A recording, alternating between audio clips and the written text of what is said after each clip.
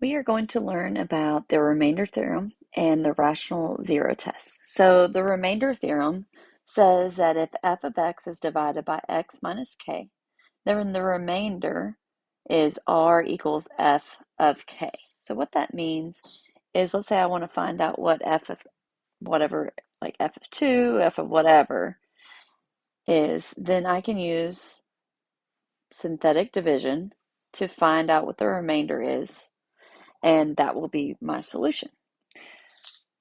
This r is your remainder. All right, so we are going to start with, we're going to put 1 inside the box.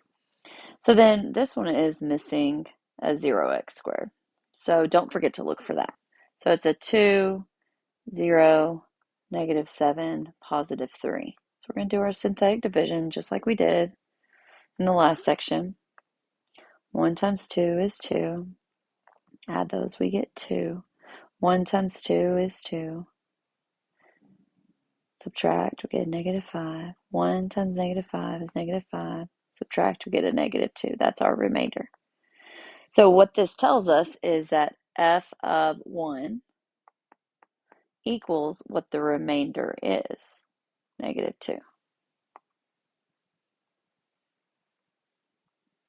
Okay, the next one, we're going to put negative 2. And we are doing the same function.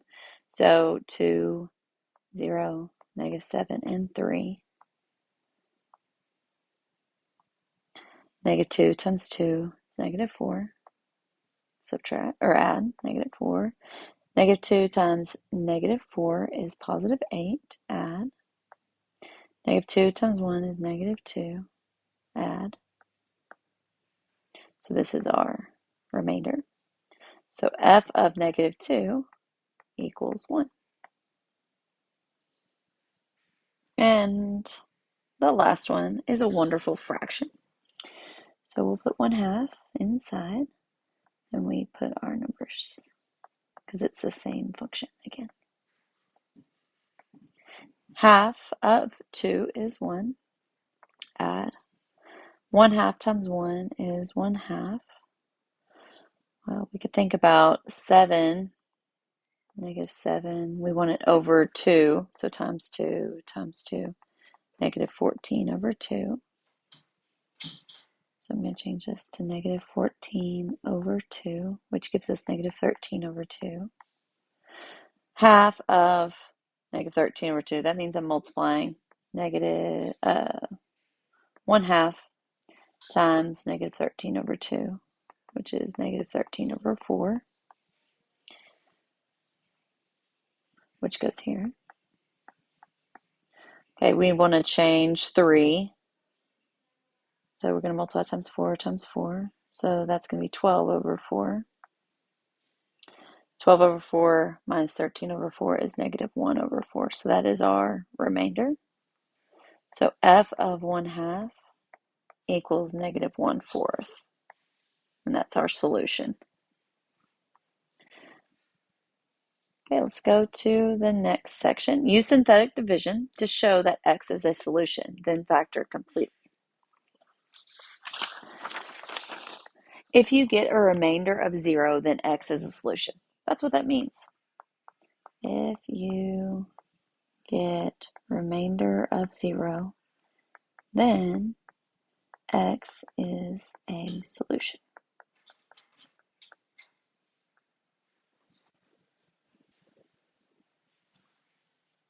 And we are going to find all of the solutions. So we're going to start out with checking to see if x equals 4 is a solution first, and then we'll find the rest of the solutions. So let's put 4 here. X cubed, well, then there's an x squared there, 0x squared. So we have 1, 0, negative 13, negative 12. And be 1 times 4, 4 times 4, 4 times 3, 0, 0 remainder. So x equals 4 is a solution. So we're going to look at what's left and factor that. because it makes it easier to factor this big thing right there, big polynomial. So we have x squared plus 4x plus 3. So we're going to factor this. So what multiplies to get 3 and adds to get 4? It would be 3 and 1. So this is x plus 3, x plus 1. So these solutions are x equals negative 3, x equals negative 1, and don't forget about that one, x equals 4. So we have 4 solutions, or 3 solutions, which makes sense because this is a cubed function, so we should get 3 solutions. So maybe double, but remember you need to count them all. Let's go to the next one. Since it's written like this, we have to solve it to find out what x equals. So x equals negative 2. Okay, so we have negative 2, 2, 1, negative 5, and 2.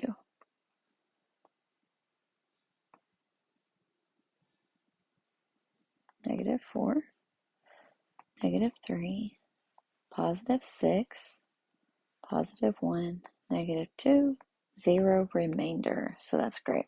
So this is a solution. So then let's see what we have left. 2x squared minus 3x plus 1. So we could find the solutions by doing quadratic formula, or we could do our factoring using the x and grouping. That'd be what multiplies to get 2 and adds to get negative 3. That'd be negative 2 and negative 1. So this is 2x squared minus 2x minus 1x plus 1, which we could factor 2x and then an x minus 1 and then a negative 1, x minus 1. So then the factored form is 2x minus 1 and x minus 1. So we would solve each one of these. So 2x minus 1 equals 0. So it'd be 2x equals 1 divided by 2. X equals positive 1. Then x minus 1 equals 0. X equals 1. And don't forget about this one. X equals negative 2. So we have our 3 solutions. 1/2, 1, and negative 2. Which, if we check our leading coefficient, it has a cube. So that means there should be 3 solutions. Let's go to the next one. This needs to be solved for 0 first. So minus 1. 2x equals negative 1 divided by 2. So x equals negative 1/2. So here we go again with a fraction. Carry down our numbers. Looks like we have a third, a squared, and a first power. So just bring down your coefficients.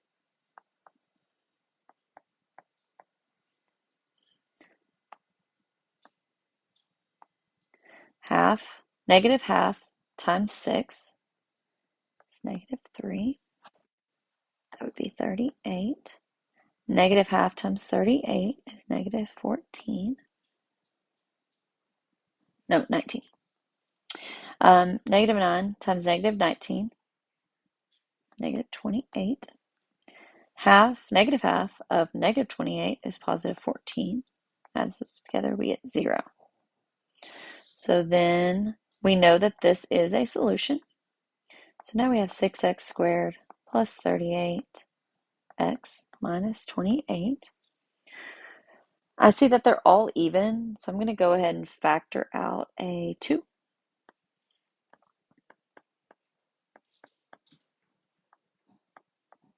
Minus 14. Okay, we could do factoring by the x and the grouping, or we could just go ahead and do our quadratic formula. So x equals negative b plus or minus the square root of b squared minus 4 times a times c all over 2a. Negative 19 plus or minus square root Go ahead and do all that math. 19 squared minus 4 times 3 times negative 14. And that gets about 29 over 6, which is a perfect square, 23. So then our two solutions are negative 19 plus 23 over 6 and negative 19 minus 23 over 6. So we'll find out what each of those is. This would be negative 4 over 6.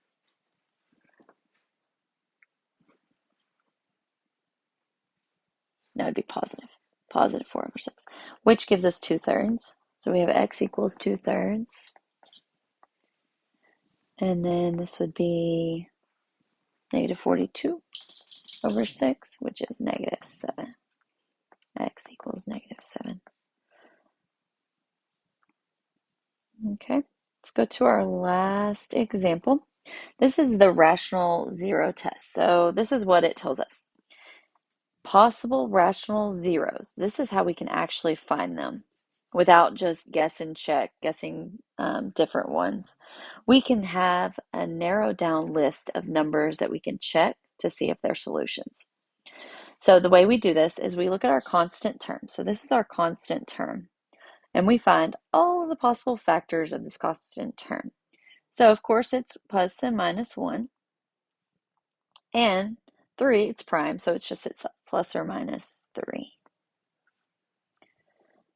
And then we find all the factors of a leading coefficient. This is our leading coefficient, which would be 1. The factors of 1 are just plus and minus 1. So the possible rational zeros are plus minus 1, plus minus 3, over plus minus 1. So we can try out, if I just do like 1 over 1, it's going to be 1. We're going to try 1, see if 1 is a factor. It is a 0, all of that. So we're checking this.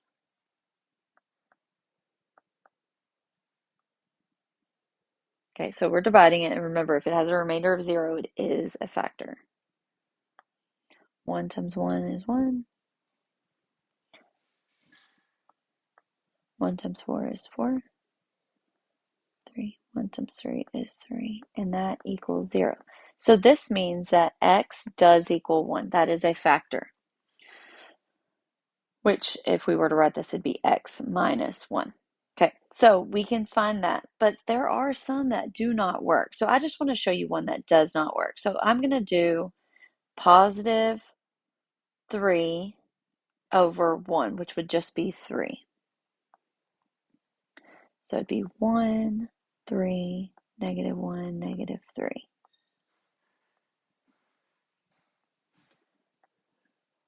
Go into your synthetic division.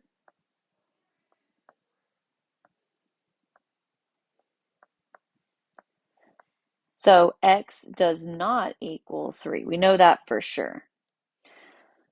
Okay, so if you run into that on your first check, then you have to go to another one. If you run into like what we did first, we got really lucky because our first one worked. So we can take the one that worked and use this to factor that. So that's what I'm going to do over here. I'm going to do x squared plus 4x plus 3, because this is a much simpler function to factor.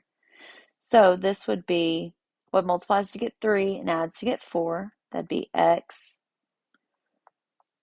plus 3 and x plus 1. So this is x equals negative 3 and x equals negative 1. So the only one that didn't work was the second one we tried, where we said x doesn't equal 3. So my solution is this one, and don't forget about that, x equals 1. And that's all that we have because we have a cubed exponent. So go ahead and try the in-class problem.